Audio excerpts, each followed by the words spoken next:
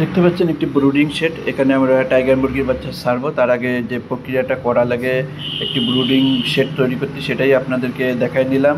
তুষ, তারপরে পেপার, তারপরে আপনার বাচ্চা ছাড়বো, তারপরে আপনার খাবার পানি এগুলো দিব। এই যে আমরা তুষ দেওয়ার পরে, পেপার দেওয়ার পরে এই যে খাবার, এই বাচ্চা দিয়ে দিচ্ছি, খাবারও দিয়ে দেবো। এখন এই পেপারের পরে খাবার চলবে, পানি পাত্র আলাদা থাকবে।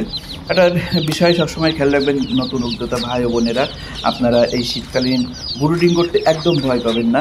খুবই সহজ। এই যে অতিরিক্ত যাতে ঠান্ডা না লাগে, উপরে দেখেন আমরা পাটখাটি দিছি এবং তারপর দিয়ে পেপার দিয়ে দেবো।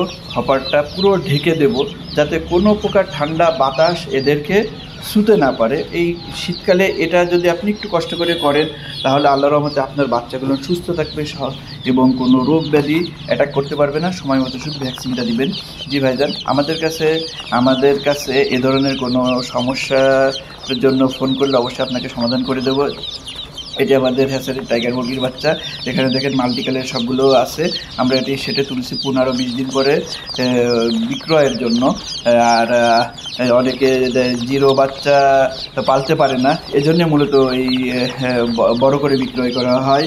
আর যারা একটু সাহস পেলে আসলে ব্রিডিং করতে চান, তাহলে অবশ্যই আমাদের এই ভিডিওটি দেখবেন আর বিস্তারিত স্ক্রিনে নাম্বারে আমাদের সাথে যোগাযোগ করবেন।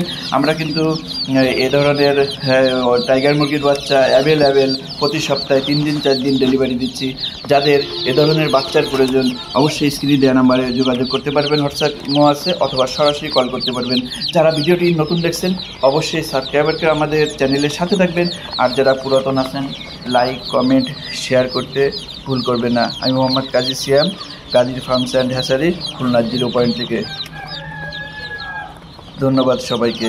আল্লাহ হাফেজ।